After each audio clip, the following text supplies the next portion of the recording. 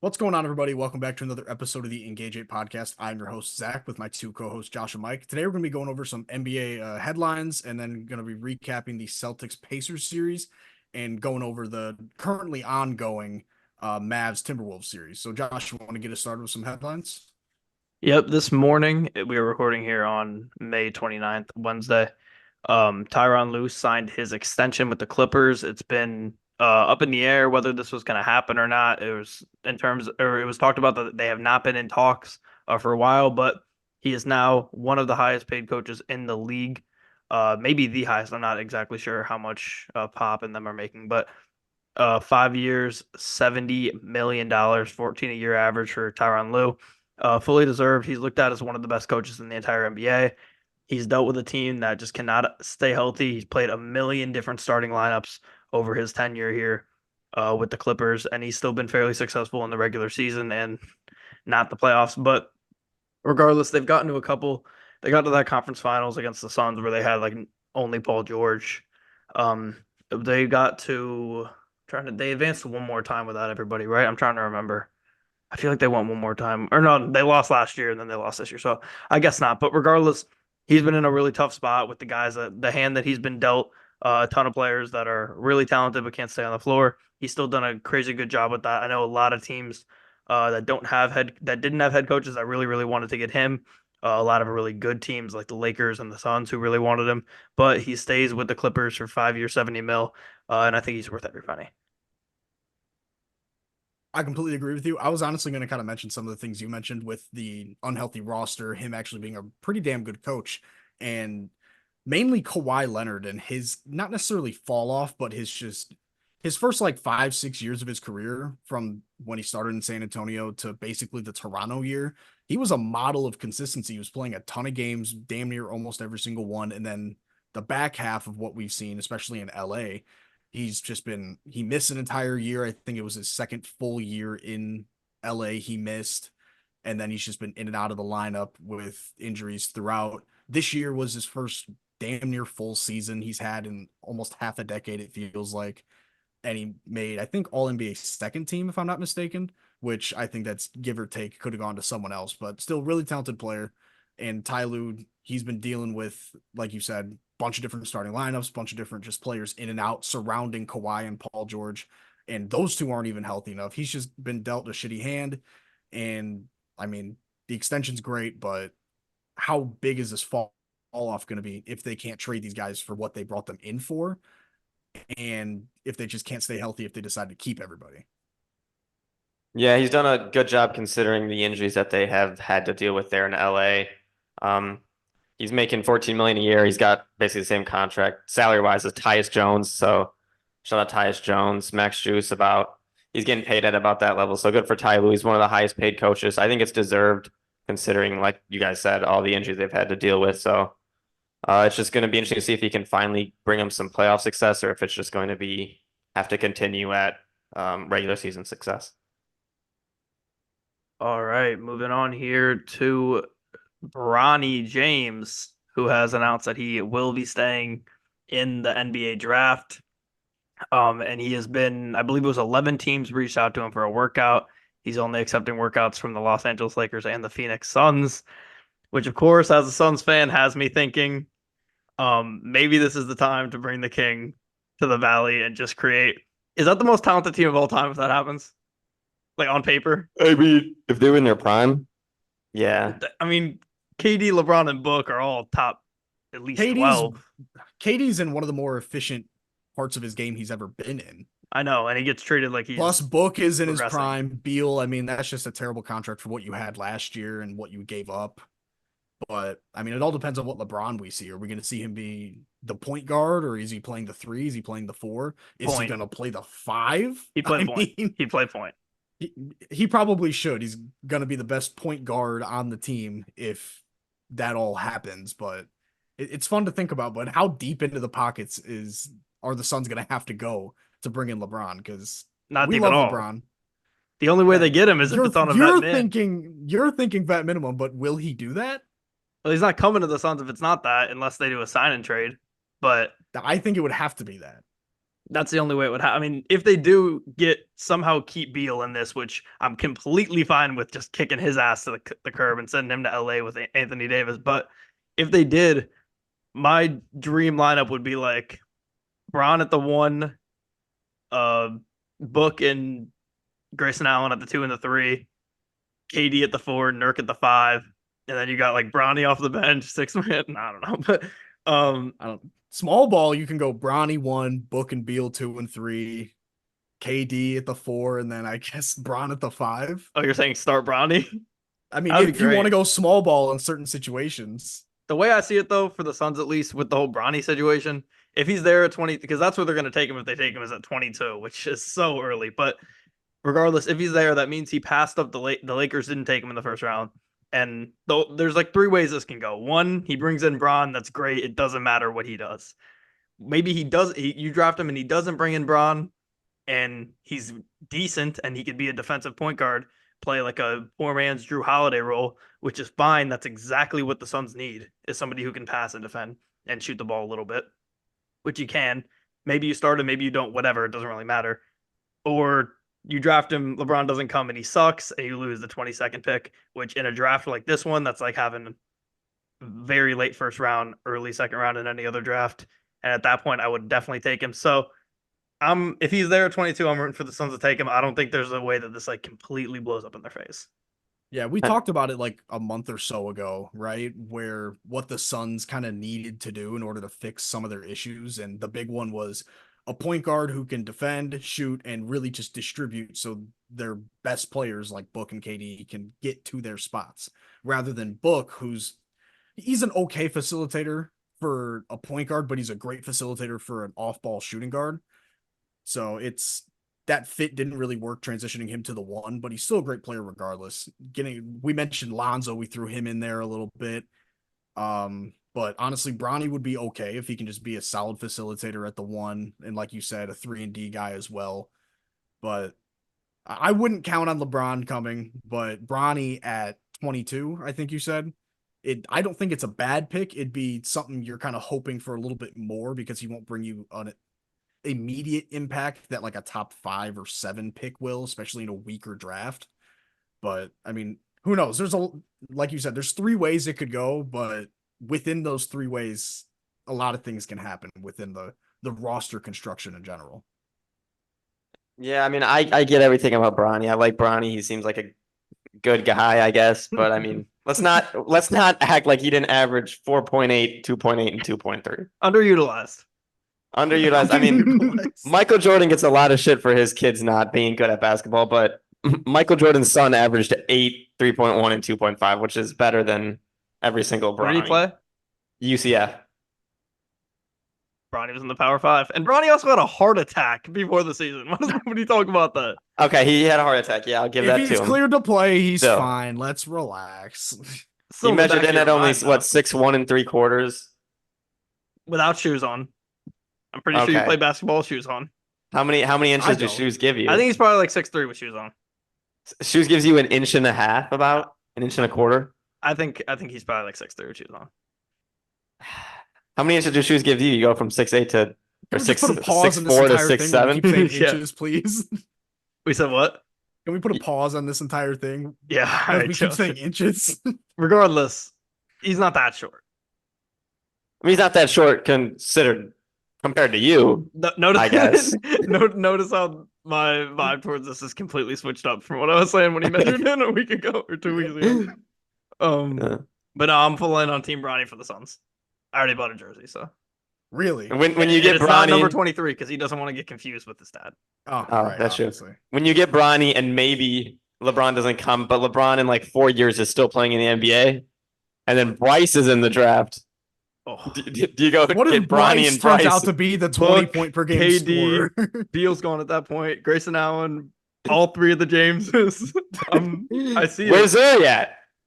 Zuri can be like a cheerleader. The WNBA. Whoa. I'm not, bro. But regardless, that's crazy. I don't know what you guys want me to say. Sorry? I thought about her playing. I don't think she's gonna be playing in the NBA, but maybe we might integrate by then. Who knows? Maybe that's a hot take. Speaking of women's I was basketball, about to say that could smoothly bring us into talking It some does. WNBA here. I've been pretty vocal on my spreads and subs gambling show that I am trying to become a WNBA guy now. I've watched a decent amount. I'm pretty locked in. I know all the teams now. If you guys want to quiz me on the teams, you can quiz me. I know them all now. All 12. okay, well, I don't think I yeah. can quiz you if I don't know the teams myself. So that'd be like the student Name asking me a city. the Name me a teacher city. all the answers Name to me the a city. I quiz. got this. Throw me a lob. I mean, there's like 5 So all cities. 12. All 12. Connecticut. Son, come on now. I mean, that's bro. easy. Oh, shit. Phoenix. It's easy. Mercury, I'm come on. giving you the easy ones. Washington. Mystics, come on. That's not an I'm- easy one. See, I'm not even looking these up. I'm not looking these up either. I know. I'm trying to think of Los non-obvious Angeles. ones, but I don't know them. Los Angeles. I know this one. I know this one. Sparks, yeah, come on. New York. Damn it. Liberty. Good job, Chicago. Sky, come on now. Indiana. Fever. Isn't there an Atlanta? Dream. Oh my god. He does know ball. You're forgetting a couple. I know. After this, I know this Minnesota, The Lynx. Vegas, Aces. Oh my god. Dallas. Wings. Oh my god. I think I'm only missing one now. What's the one I'm I missing? think that's all of them. No, Oh, yeah, you're there's missing the one. team that Sue Bird You're played missing for. one. It's the Storm. I don't know what city that is. Is that Seattle Washington? Storm. Seattle. Look at that. I knew all of them, and I You didn't said even miss- Washington, bro. Yeah, Mystics. Yeah, but you just said you thought the Storm were Washington or Seattle. It's the same. No, not what the if state. Josh I was meant just the looking all these state, up? I know, bro. I I know, meant I the know, state, I not know. DC, not the So District yeah, of very Columbia. impressive that I know 12 teams, but regardless, yeah. No, name 12 players. Oh, No, I'm kidding. I can name 12 was players. named I the think. draft. I probably class. could too. I probably could too. But yeah, Asia Wilson has been great so far this year. She's averaging 25 points a game. I think like 12, 13 rebounds, something crazy. For the rookies, Cameron Brink has been insane. She's averaging like 3 blocks, most blocks in the league. Angel Reese is not leading rebounds anymore, but she was at one point leading rebounds because she just rebounds all of her misses. But I still think she's Good she's try. a fantastic player. She's either going to get you a shit ton of rebounds or she's going to get you a shit ton of points if she doesn't miss her shots. But regardless, she's been great. Caitlin Clark's getting a lot of slander online. Maybe I think people are just waiting to tear her down because she's been up for so long. But regardless, she's not shooting the ball super well. She's leads the league in turnovers, but still, I think she's going to clean it up. She will adjust to the game. When you have the ball in your hands so much and you're getting double teamed and everybody in the league wants to make sure you're the person who doesn't score because everyone's saying, "Oh, she's getting you all the money. She's bringing recognition to the league." You would think that they would be like happy about that and that it would be boosting the ratings for the league and everyone would be happy about it in the league, but there's definitely some jealousy issues. Still in assists, she's averaging 6.3 assists a game. She's 4th in assists. So I think she's going to be good. I'm not worried about her at all. I still think she's going to be the best player in the league eventually. And the WNBA has actually been kind of entertaining so far. Mercury last night, 1 for 27 from 3 was crazy. I had the over in that game and I was heated. But yeah, that's all I got to say about the WNBA. I mean, kind of on your point about Caitlin Clark and getting acclimated to the league. That's kind of, it reminds me of Trae Young a little bit, where he was kind of frail coming into the league out of Oklahoma, big like playmaker and just 3-point shooter. And Trae Young didn't come out like lighting it up from deep right away. It took him like half a season to really get acclimated to the NBA speed, the NBA defenders. And let's not forget, she got drafted to the worst team in the league last year. So she doesn't have exactly the best supporting cast around her, unlike the Sky, who had 2 top 8 picks. So she's kind of, she doesn't have the best situation to work with, but like you said, probably 2, 3, 4 years down the line, she'll be putting her name up there with some of the all-time greats with individual seasons, especially beyond the arc when she's getting used to everything. But yeah, she'll definitely be one of the best players in the league within 5 years, probably. Yeah, and she had a great game last night. Caitlin Clark, 30 points, her career high, 6 assists, 5 rebounds, 3 steals, 3 blocks. She seems to be very good at getting blocks, especially as a young guard, smaller guard. She's good at that. We saw her also. She's one of the only players to get guarded. They're so worried about her that they actually guard her mid free throws. Even when there's still another free throw, they still decide they have to play defense on her. It's impressive considering the ball's not in play. So good for her. She's the fastest rookie in WNBA history to have 100+ points and 50+ assists. So she's doing fine. I think she'll be fine. Like you said, Zach, I think if you give her half a season, she'll be ready to go. And shout out to last thing for the WNBA from me. Shout out Arike Ogunbowale, leading the WNBA in points per game, 28.8. Notre Dame legend. Dallas Wings legend. I don't know how good the Dallas Wings are. I just know she's on the Dallas Wings. They're middle of the pack. They're not bad. I think they were like the 4 seed last year. We got a WNBA They're expert on the 3-2. pod I now. know. I know. They're Like, 3-2. So you guys can talk to me nice about even though I've been wildly unsuccessful betting it so far, but still, we're getting comfortable. But I wanted to mention Trae Young because you said that was a good comp, I think, because I think Trae Young also led NCAA in points and assists his freshman year or his 1 year in college. People don't give him enough credit for how good he was in college. Whenever I think of him, I think of the Oklahoma days, and every night he's getting like 35 and 10, and he was just absolutely taking over every game. He was so much. I mean, he's good in the NBA, but he was so much better in college than he was in the NBA. He was fantastic. I mean, he got pick spot for Luka. So yeah, he got a lot of hate too during that. A ton of hate. Everybody hated him, and that was coming after Buddy Hield, who everybody like kind of liked. Yeah, and then that was after Buddy Hield, right? It was a year after, I think. Maybe a year or two. Yeah, I don't remember. Yeah, I think Hield was 16 or 17. I just saw the graphic on this because they were showing Tatum and Brown being drafted at 3 back-to-back years, and Buddy Hield was in one of them. So yeah, I think it might have been 17. I think it was because they went to Trae Young 4. Averaged 27 points, 8 assists in college. He was fantastic. But I was part of the group that was like, I don't think he's gonna translate to the league well. Me too. I mean, me too. But he was fantastic. He was so good. I kept saying want to be Curry, but yeah, he was great, and he came to the league and he had adjusted, and he's actually pretty damn good. So and he's put in an impossible spot after being traded for Luka. Oh yeah, like there's nothing he can do at this point. But regardless, I think that's all. Or do you have anything else? Just to bring up the Trae Young, he does have the single game assist record in Division 1 with 22. Yeah. Oh, I remember that. That was he was just an absolute freak in college, man. He was so good. Yeah. But and I have one more thing that we forgot to touch on topics. Rest in peace to the legend Bill Walton. Oh yes. Great player, great announcer, unless he was announcing Michigan State games, but great announcer. 2-time college champion, 2-time NBA champion, MVP, great ambassador for the sport. Sad to see him go. I don't think people really knew he was sick, so just sad to see him go. Yeah, and he's one of the most. Oh, okay. Sorry. He's one of the most positive dudes in sports completely. Whether you liked him or hated him as an announcer, I mean, obviously we were not allowed to see him play, but whether you liked him or hated him as an announcer, he was still just the best dude. It was hard to not like him as a person. So positive, so supporting of everyone. The biggest Pac-12 guy ever. And the year the Pac-12 ends, he can't live without it. He passes away shortly after the Pac-12 ends. Sad. But yeah, rest in peace to Bill Walton, one of the best dudes. One stat that I saw about him that I was just absolutely bewildered by. He didn't lose a basketball game from like partway through his junior year of high school to like partway through his senior year of college. He went on like an 88 game winning streak in the game of basketball. That's just dominant. That's insane. And I mean, that just adds on to, even though UCLA has been fairly relevant over the past couple decades, I mean, just nothing but dominance during his time and after. That's unheard of. Yeah, he was fantastic too. I mean, NBA MVP, just a million accolades. I can't even. Maybe it's not the right time to talk about it, but I can't even imagine how rich that guy is. He probably has some money. Yeah, but I don't think that's really what he cared about. No, not at all. That's why everyone loves him, because he's just a great down to earth dude. Huge Grateful Dead fan. Mm-hmm. Huge drug guy. Massive drug guy. The video of him. Guy.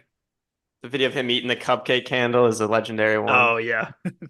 He just didn't give a fuck about what anyone thought. He was just him all the time. And yeah, I mean, every story I've seen online of people who are talking about like their interactions with him, it's always like the most positive shit in the world. So sucks to see him go, but rest in peace. Yeah, the world could use more Bill Waltons. That's for sure. Basketball could use more Bill Waltons. But we'll move on here to the NBA playoffs with the Boston Celtics sweeping the Indiana Pacers. Both of these series, even though well, Mavericks T-Wolves is 3-1 now, but most likely the Mavs are going to win. It's lopsided on the scoreboard, but the actual games have been so close. Like the Pacers and the Timberwolves very well could be leading their series right now, if not already won them. The Pacers were outside of game two, game 1, 3, and 4, they were leading late in the game. Games 1 and 3, it was like 97 or 94% chance for them to win the game late. And it sucks to see because they didn't have Halliburton for the last two games, which they were both in. A lot of the role players played well. TJ McConnell was up and down. Neesmith was pretty solid for them. Nemhard was just amazing without Tyrese Halliburton and with him. Obi Toppin had a great playoffs as well. This Pacers team has a lot to hang their head on. They've If Halliburton's healthy, they very well could be in this series. If they didn't just have some late game collapses, it is what it is. There's a lot of discourse about the Celtics going on around right now, though, because first round they lose, or they lose. They win in 5 against the Heat without Jimmy Butler. Second round they win in 5 against the Cavs, who didn't have Jared Allen for most of the series and didn't have Donovan Mitchell for the last 2 games, I think. And then they play the Pacers, win in 4, barely winning this series without Tyrese Halliburton because they've just barely came back in 3 of the 4 games. So there's a lot of discourse, but regardless, you play who's in front of you at the end of the day. Um, I'm happy to see a team does get some shit for this because it just seems like it's random which teams get hate for this, which teams don't. But regardless, I've gained a lot of respect for the Celtics because they're just there's always something on Twitter or something on social media about, are the Celtics actually not really that good? They won 64 games in the regular season. They've lost 2 games in the playoffs so far. They're going to the finals. The Celtics are my pick to win this whole thing. I don't care who comes out of that series in the West. The Celtics are the best team in the league. When they get Porzingis back, they're going to have rim protection, and I think they're going to prove a lot of people dumb in the finals. I could probably talk your ear off for like 15, 20 minutes about a potential final series between the Celtics and Mavs, because that's kind of what it's looking like right now. So I'll kind of save a little bit of that for what will probably be next week once we know the finals matchup. And the matchup does start on Thursday, June 6th, if I'm not mistaken. But regardless, this series for the Pacers at least is more of a shoulda, coulda, woulda. Uh, they had at least 2 opportunities where they should have won, but didn't. And then game 4, like you mentioned, Josh, they were up late, but not necessarily by a lot to where it was like a guaranteed win or should have a near guaranteed win.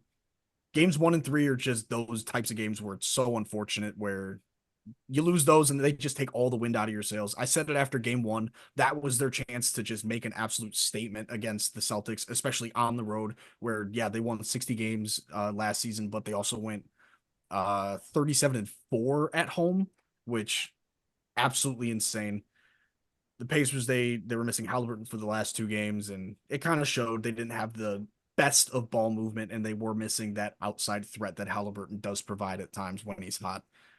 But I mean, it's unfortunate. Both of these teams did have, like you said, Josh, you play who you have in front of you, but both these teams kind of just had lackluster opponents leading up to the conference finals, and the Celtics just take advantage. They get it done early. They give Porzingis a chance to rest for, I think, what is it, 9 days, and they can get Tatum fully healthy, Jaylen Brown fully healthy. Just let them rest up and get locked in for the finals. They're looking to get some vengeance for a few years ago when they faced the Warriors, and I think they are my favorite to win it, but depending on who comes out of the West, even though it might be the Mavs, it could be close. For this scenario, I'm just going to say, yeah, sure, Mavs win in 5 or 6, worst case scenario. Luka is going to be the best player in that series. It's going to be so hard for me to pick against that, despite the Celtics having a historically dominant roster in general. If Tatum was having a dominant playoff series, he had a great conference finals. But if he was having a better playoffs in general, like all 3 rounds prior to this, I'd have a lot more confidence in the Celtics. But if they don't have that lead guy who's guaranteeing you an efficient 30 or a potential 40 or 50 point explosion slightly less efficiently, I mean, Luka's going to give you at least 1 or 2 40 bombs, like those 40-point triple doubles. Kyrie's very capable of it. Hell, in one of the most dramatic games of our generation, he dropped 41 with LeBron and hit one of the most iconic shots we've ever seen in Game 7 in 2016. So The Mavs have the guys if they match up against the Celtics in the finals, but the Celtics, their team is just so good that they took care of business. Like you said, Josh, only lost 2 games this playoff so far. Their biggest test is yet to come, and I'm very excited for this final series for whoever they play against. Yeah, I'm very excited as well. The Pacers, they put up a good fight. 3 out of the 4 games were very, very close. They could have, and should have won maybe 3 of the 4 games. Siakam played very good in this series. Like you said, Josh, Andrew Nemhard was phenomenal. Unfortunately, Halliburton missed the last 2 games of the series. That was rough for him. TJ McConnell had a great playoffs. If TJ McConnell could shoot the threes like most, just average, he could just shoot average amount of Like average most white percentage. guys. Yeah, I was gonna say most white guys, but I didn't want to. But TJ McConnell, he'd just be a lot better. He was very good driving to the rim. He could finish decently well. He got very aggressive in that game 4. Wasn't looking to pass as much, which I don't think hurt them too much, but they could have used a little more passing from him. Maybe got over 6.5 assists. That would have been nice. Aaron Nesmith was solid all series. Obi Toppin, being able to spread the floor was very good for the Pacers. They're a young team. I only see them getting better, especially with Halliburton being back, Benedict Mathurin coming back next year. A lot of people have been saying they had a Mickey Mouse run to the Eastern Conference Finals with some of the injuries they had to face, but I mean, you play. I don't see as many people, I feel like, criticizing the Celtics as they have the Pacers, which is interesting because the Celtics have the exact same thing with the injuries. But Jason Tatum played very good this series, averaged 30. Jaylen Brown averaged 29.8. Jaylen Brown won Eastern Conference Most Outstanding Player. Good for him. I think it was well deserved. He was the best player on the court, in my Did opinion. they call it most outstanding, like NCAA? I don't know. I just know he was most outstanding. I think it's named after He someone. won the MVP or most outstanding. I know Yeah, that for it's sure. like Larry Bird or it's an East. It might be Larry Bird, and then the West is Magic. That I think is correct. I'm not positive That's on that. right. Or is the West Kobe? Or no, Kobe's All-Star game MVP. All-Star game. Yeah, I All-Star, think and it's then Finals MVP is Bill Russell. MJ. Bill. No, Bill Russell is Finals MVP. MJ is regular season MVP. I think. No, he's not regular season MVP. I don't think there's anybody is named after regular season, is there?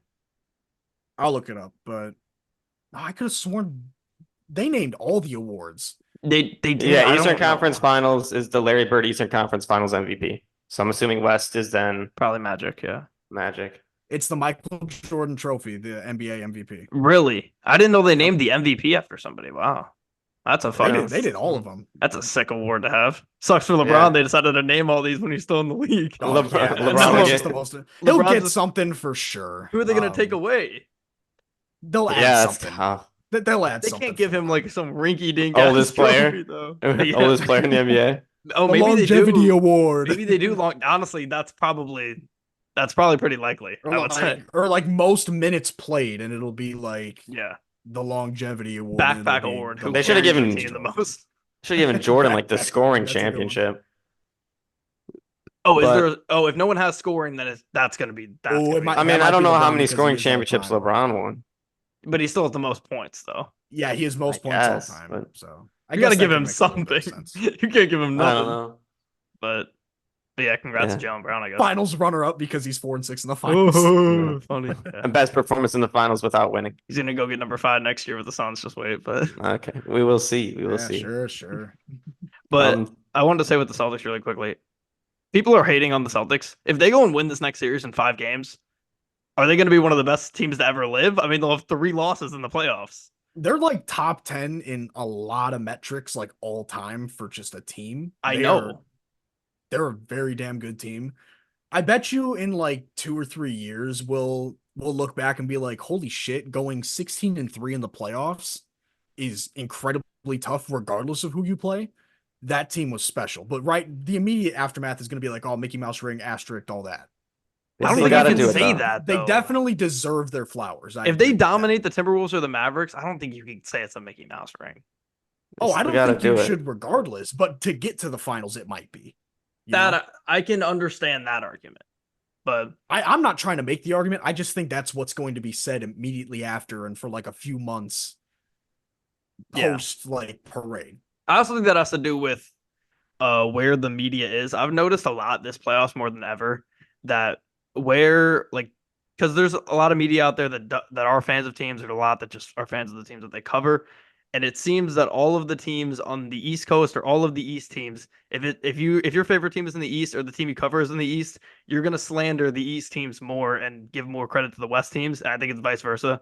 Like I think you're gonna see a lot of the West, maybe not the LA centered teams, but the West Coast teams giving more credit to Boston than New York writers or Philly Yeah. writers who just despise Boston.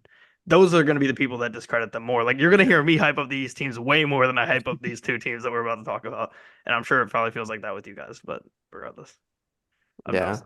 But I understand that. I think that's just kind of normal, especially with how the media is nowadays. We saw Stephen A. Smith today criticizing sports media like he's not part of the problem. oh yeah, So I that's mean, and actually, Stephen A's a Knicks fan, and who did he say is the best backcourt of all time? yeah, Luke and Kyrie. So which it's I don't one of think them. he's far off by saying that. I'm gonna be honest. it's a debate. They got to win for me to be in that I agree. conversation, though. You can't.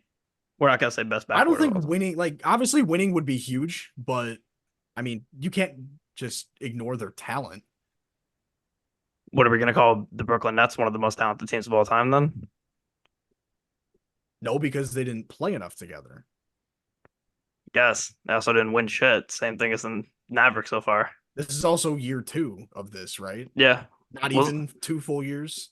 Kyrie seems to have reformed and gone back to like being a normal person, but you never know. You Yeah. never know with Kyrie. You never want to be too certain. But I like Stay this here new the Kyrie. rest. He's gonna sign a new contract. He plans on staying here for the rest of his career. Should we pull up the Boston clip? That's kind of what I was going after. Okay, I was about to say, but yeah, I do, and we can transition now into the Timberwolves Mavs if you guys have nothing left to say about the East.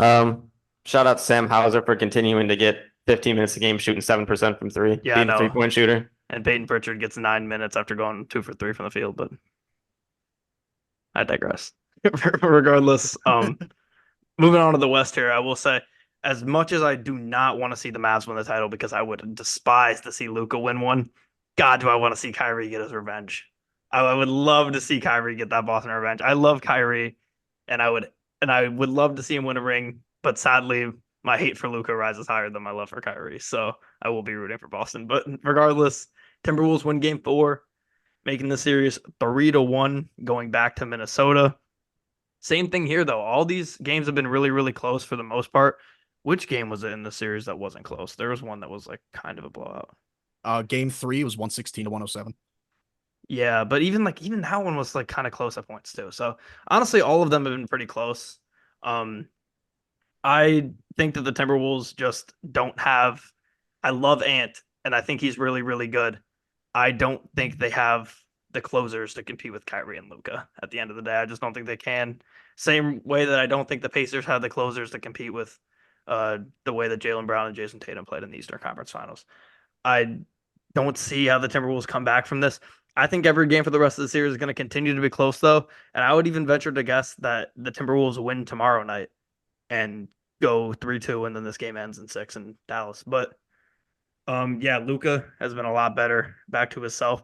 I know he has like every record for like most points, most assists, like through however 43 or however many playoff games he's played, or 44, I guess probably now after last night. But he's back to his old self. He was playing really bad the first couple series. He's back to his old self.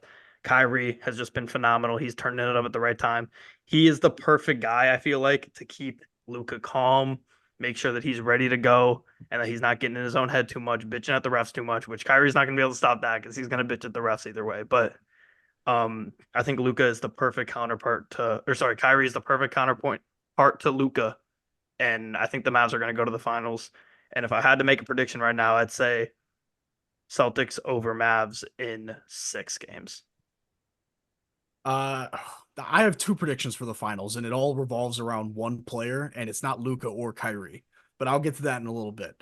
Kyrie, like you mentioned, I think he's probably one of the best Robins of all time to a Batman.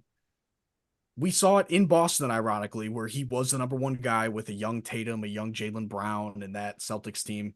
They were good, but with Kyrie as the full-time guy, he's not the facilitator that a guy like Luka is. So it's harder for him to get other guys involved while also getting his own. But Luka is the ultimate number one option, especially this year where he's playing pretty solid defense for the average NBA player. And he can facilitate. He sees the entire court, even when he's probably got his eyes closed. Jokic level shit. He can shoot the three ball. He can score at all three levels. He can bully the smaller guards, but he can get a quicker step on those bigger wings that they have to throw on him because he is so husky and able to back you down in the post. He's gonna be a Hall of Famer one day. I personally hope he gets a ring. Kyrie revenge ring would be great too. But the player that I'm looking at right now is Lively. His impact on this team is going to be astronomical if he plays in this final series or how many games he misses. The Mavs need to finish this series off as fast as possible so Luka can get rest because he hasn't been at 100% the entire playoffs. And so Lively can get as much rest as possible without missing games. The way he facilitates out of that pick and roll with Luka is just insane for not even just a rookie, just a big man in general. He's not Jokic by any means, but you wouldn't think that this guy is a rookie with how he's able to facilitate from the free throw line or the high post after he gets a pass from Luka. He's making things look real easy, and Gafford is the one you should look at to see that it's not as easy as Lively is making it look. Gafford is a fine player. He's a good backup center. He's going to have to play some real hard minutes early in the final series and in the end of this series because he's going to be asked to take on a bigger role. But it's going to be a real close call. If Lively misses a good chunk of the final series, like if the Mavericks end up winning this series, which I think they will, they should. I think if Lively plays all 7 games, 6-5, however many games the series is, I think it'll be a close Celtics in 7. But if he doesn't play, it'll be Celtics in 6. But the Mavs will get like one game they shouldn't win, and then one game because Luka goes off for a 45-point triple double. And then the other 4 games where they lose and the Celtics win, they'll be like 3 out of the 4 going to be dominant wins. Clearly, Boston's the better team. And then one's going to be like, okay, it was close, but because the Mavs kind of made a slight comeback in the final like 3-4 minutes, it looks closer than what it kind of was. So that's still another week away. We still got to see the Mavs. We got to see what Lively is once he gets all checked out. He had that potential concussion. He's got a neck thing, I think I saw. But yeah, it'll be very interesting to see how this series finishes and how the finals starts. Yeah, we expect this to be a very close series. So far, it's now 3-1. Pretty much every game has been close, which has made for an entertaining series. But the Mavericks have, like you guys said, they have the closers. They have 2 of them that you can give the ball to late in the game that can win the game for you. We saw Luka hit basically a buzzer-beating game winner. It wasn't. Naz Reid had a chance, and he was unable to do it. Anthony Edwards has had some bad games so far in this series, but he's still their leading scorer at 23 points per game. Cat had a really rough game 3, but he responded last night with a very good game 4. He shot the ball very well. He continues to put himself in foul trouble. He has all playoffs. But if he can stay on the court, especially if he's able to shoot the 3 ball like he did last night, he is just a difference maker for him. Naz Reid, he's been very good for them, like he has all season, 6th man of the year, 14.5 points per game. And for the Mavericks, it's just been Luka Doncic has kind of seemed to find his rhythm in the playoffs. He's averaging 31 in this series. It's been phenomenal. Kyrie's been very good as well. I mean, these are their 2 best players, too. Like we had talked about, maybe the best backcourt duo we've seen. 24 points per game for Kyrie. PJ Washington has been solid again. He hasn't been shooting the ball as well in this series, but he still has been solid for him. Daniel Gafford has been good for him. We saw Maxi Kleber finally come back. He played his first game last night after his injury. He played a little bit. He had a new viral meme, it looks like, of all 4. I think it was Kyrie, Luka, PJ, and someone else all waving him over like the Andre Iguodala meme. But he played all right. We saw a little bit of Jaden McDaniels guarding Kyrie, which Kyrie had said he hadn't really seen someone that long on him all series. So it's going to be a little bit of adjusting. We'll see if they continue to do that in game 5. But like you said, Zach, Derek Lively's been very good. Unfortunately, he did get hurt, so we'll see how long he's out. And Derek Jones Jr., who was solid on the Bulls, seems to find a very good home here in Dallas. With Luka, when you have a guard that can pass the ball as well as him, it just makes everybody around him better. And it's just how good he is as a player. He's averaging what, 9 assists in this series, so he's been phenomenal. Yeah, I had a couple things to say here about the Timberwolves. One, you kind of touched on it with Cat. He was really good last night, but he's been horrible in this series so far. 5 for 18 in game 3 with 0 for 8 from 3. Game 2, 4 for 16, 1 for 5 from 3. And game 1, 6 for 20, 2 for 9 from 3. And he's been so bad, and they've been in all of these games, which just tells you if Cat just played better, they probably would be at least 2-2 right now. I'd say maybe even 3-1 with the way they played in some of these games. So that's unfortunate. You need him to be better. If he's bad, they're pretty much toast. Naz Reid, you also touched on that. He's been phenomenal outside of last night. He only had 6 points, but they won. He had 15, 23, and 14 in the other three, so he was great in those games. And then I just had to touch on Rudy Gobert because the thing about Rudy Gobert, which just makes him, he's such a baffling player. And we didn't see this in the Sun series, and this is why I think some of the discourse around him changed for like a week or two. He won Defensive Player of the Year, won his fourth one, which is super impressive, of course, in right before the playoffs started, or maybe it was announced during the playoffs in the first round. I'm not too sure when that got announced, but he didn't have a lot of guards switched on him at all in that series against the Suns, which didn't really get to expose him. He was phenomenal in that series because he's maybe one of, if not the best rim protector we've ever seen in the NBA. But when he gets switched out on a guard, I've never seen in my life a four-time Defensive Player of the Year who gets targeted so much by guards. It's crazy. I mean, I know he's a rim protector, but if he's out in open space, he looks like a fool every time. It's unbelievable, to be honest. And it's a problem. They just cannot let him get switched on at any point because he is a liability at that point then, which has been the whole thing in Rudy Gobert's whole career.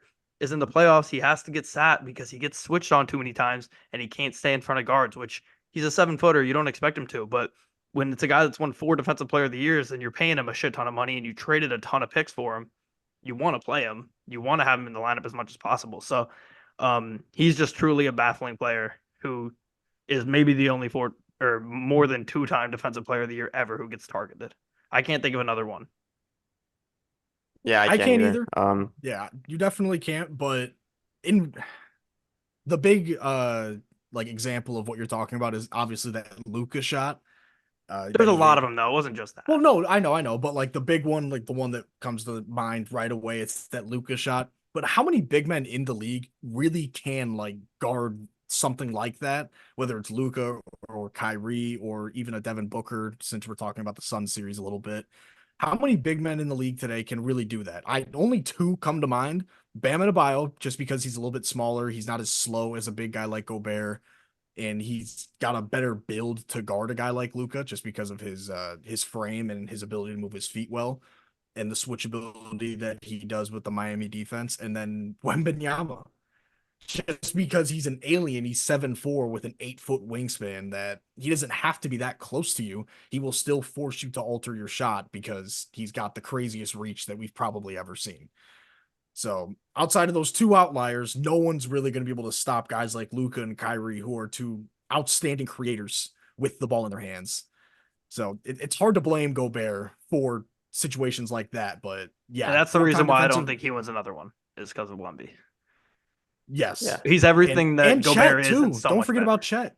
Yeah, but Wemby is. It is kind of weird to see a Defensive Player of the Year being such a liability in like half of like all defensive scenarios. I mean, he's one of the best, like you said, one of the best rim protectors and just shot deterrence we've ever seen in the history of the game.